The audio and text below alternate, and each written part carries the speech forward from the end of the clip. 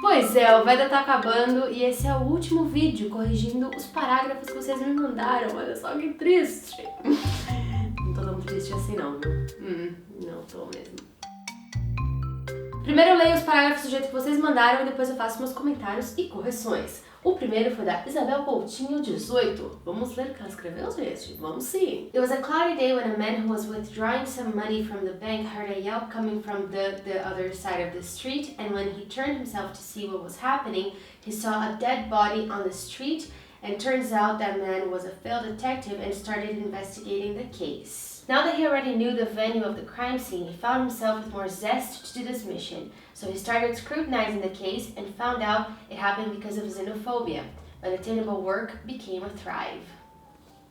Vamos aos comentários e correções. A primeira coisa que eu notei nesse parágrafo foi a ausência de pontos finais, que são uma coisa que existe, né? Que a gente usa e é feliz.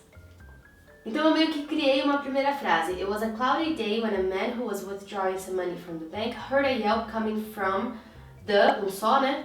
Other side of the street. Ponto. Tirei o and para terminar a frase. Troquei o himself por around, então he turned around. Aí eu troquei o happening por going on. Não que o happening tivesse errado, mas eu acho que going on soa melhor na frase.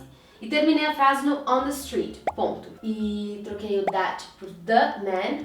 Turns out, the man, isso na verdade ficou meio confuso porque tipo, você tá falando de um homem, X, e não fica muito claro ao longo do parágrafo que você tá sempre se referindo a ele. Às vezes parece, nessa parte principalmente, parece que tá se referindo ao cara que tava morto.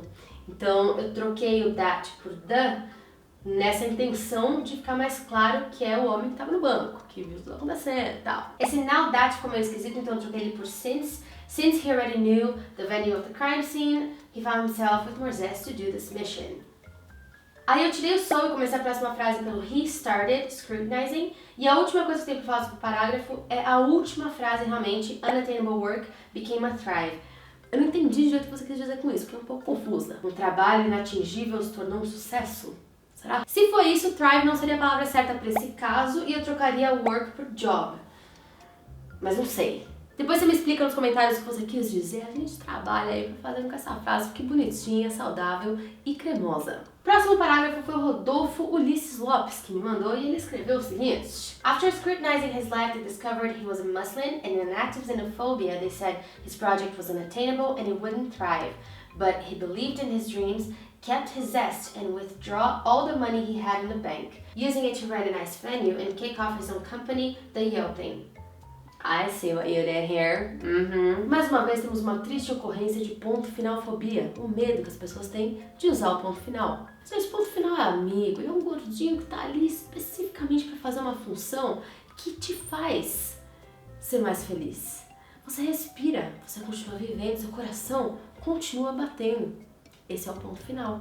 Por que a discriminação? Hashtag salve o ponto final. Uma causa justa, uma causa necessária, uma causa... Vamos voltar, né? A correção. Primeira coisa que tem que fazer é separar um pouco esse parágrafo e formar as frases.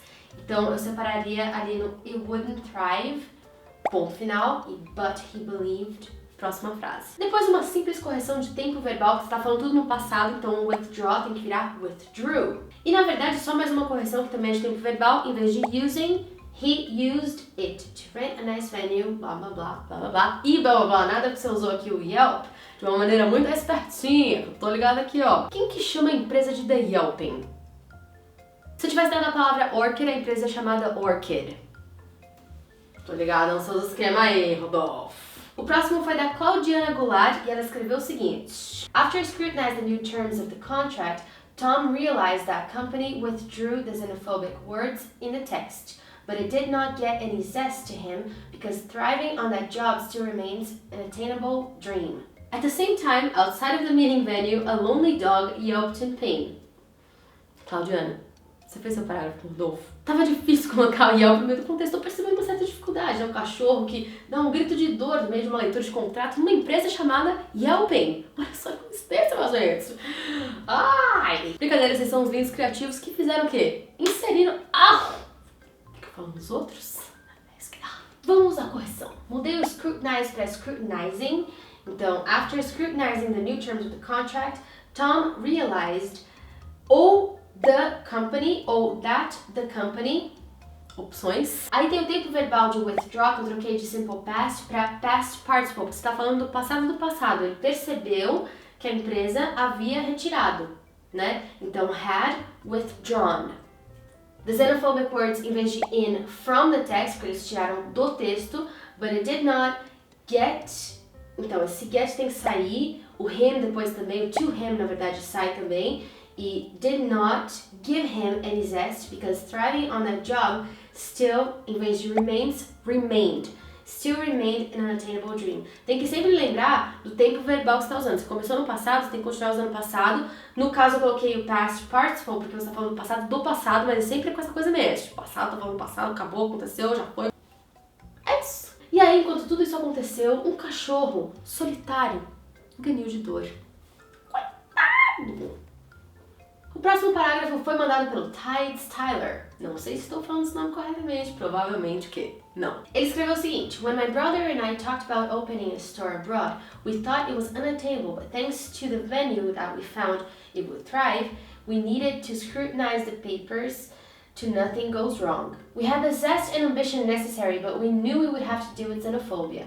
When we bought the tickets to go there to see the venue, we had just to withdraw some money to take with us. The only difficulty was to leave our mother yelping at the airport.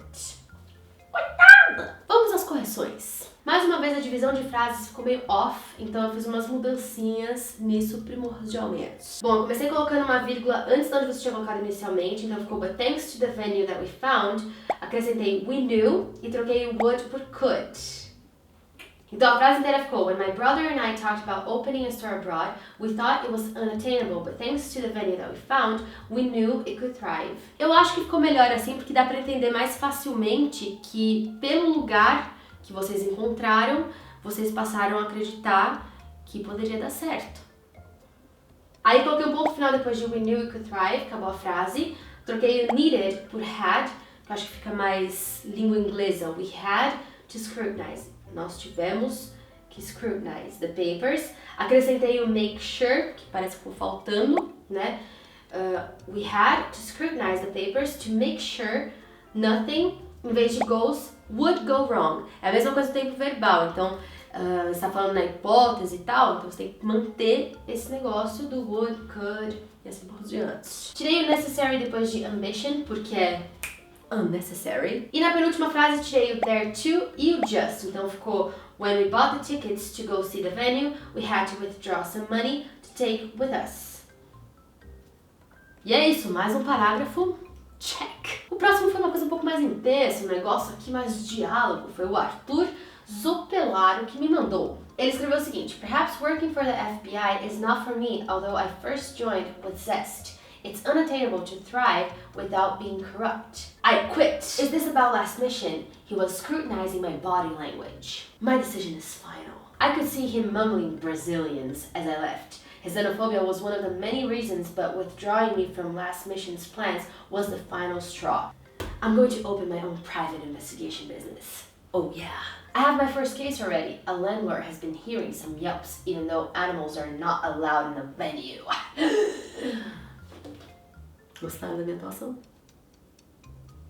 Acting skills. Vamos às correções. Foram poucas coisas, tá de parabéns, Arthur, meu querido, tá de parabéns. Is this about the last mission? Faltou esse the aí. I could see him mumbling em vez de he. His xenophobia was one of the many reasons. E aí faltou reasons do quê? Então acrescentei that made me leave. His xenophobia was one of the many reasons that made me leave. Por último, tem, em vez de yelps, yelping. Então, a landlord has been hearing some yelping, even though animals are not allowed in the venue. E é isso pra esse parágrafo. Gostei da criatividade. Joinha pra você. E pra mim também. Deixe seu joinha aí no vídeo. É isso aí, gente. Vocês nunca deixam, tô ligada. E o último parágrafo quem mandou foi o Thiago Milcent. E ele escreveu o seguinte. Once I was in a bank to withdraw money of my account on a foreign country when someone got into the bank, scrutinized me, and yelped so loud. In that moment I realized what had happened in that venue, and then I said to him, a thrived society is unattainable with xenophobic people like you. I'm here, deal with it. When I stopped talking, people around me clapped and supported me. I got out the bank with zest inside of me. Vamos lá às correções. Esse once no começo dá a impressão de que é uma condição, tipo, uma vez que eu estiver em tal lugar, eu farei tal coisa. E eu acho que você quis dizer, uma vez eu tava no banco e aí aconteceu tal coisa. E para esse significado você precisa colocar o once no meio. Ou I once was, ou I was once, e aí você continua a história. Então o que eu fiz? Coloquei o once no meio, I was once, substituí o in por at, preposições. I was once at a bank, trouxe o foreign country pra frente e é in, preposições. I was once at a bank in a foreign country to withdraw money from my account, em vez de of, vírgula, when someone got into the bank, scrutinized me and yelped so loud. Isso não tá errado gramaticalmente, mas o significado de scrutinized e o yelped, nesse contexto, ficam meio esquisitos. Tipo, a pessoa entrou e examinou minuciosamente, até vai, mas o yelped, não sei. Em vez de in that moment, troquei por at that moment, preposições. I realized what had happened in that venue. Posso começar? Não sei, como fiz para parar. I realized what had happened in that venue. Esse in that venue não precisa estar aí. E mesmo que ele estivesse, né, em algum sentido de naquele lugar e tal, não seria venue, porque venue tem aquele sentido de lugar para um evento e não é bem o caso aí. Então, eu tirei tudo, fica at that moment I realized what had happened and then I said to him. Simples. A Thrive Society não funciona porque thrive é verbo. Então, se você quiser usar essa palavra nesse contexto, teria que colocar a thriving society is unattainable with xenophobic people like you. When I stopped talking, people around me clapped and supported me. É importante manter sempre os mesmos tempos verbais. Então, você está usando passado simples, simple past, continua usando simple past no final. Então, stopped, clapped, supported. Por que mudaria aí para supporting? Makes no sense. E na última frase, I got out of the bank, tira-se o with e tira o inside of me também, e eu troquei isso tudo por I got out of the bank full of zest, que é meio que uma expressão, fica meio esquisito nesse contexto, mas até que passa só pra gente poder estar usando a palavra zest nesse contexto bizarro. É isso. Esses foram os parágrafos de hoje, os últimos parágrafos da série From A to Z. Vocês estão tristes? Eu não. Muito obrigada a todo mundo que participou com os parágrafos, eu salvei vários outros parágrafos além dos que eu falei e eu vou fazer um vídeo provavelmente ou talvez postar no meu blog outras correções com parágrafos que vocês mandaram ao longo do VEDA inteiro. Não ia conseguir falar de tudo, ainda não vou conseguir falar de tudo, mas eu salvei algumas coisas extra. Desse vídeo eu salvei 2 parágrafos extra que vocês mandaram, foram legais. Então aguardem que vai ter mais coisa de correção, assim, esse negócio não acabou ainda. Eu tô querendo dizer que acabou, mas não.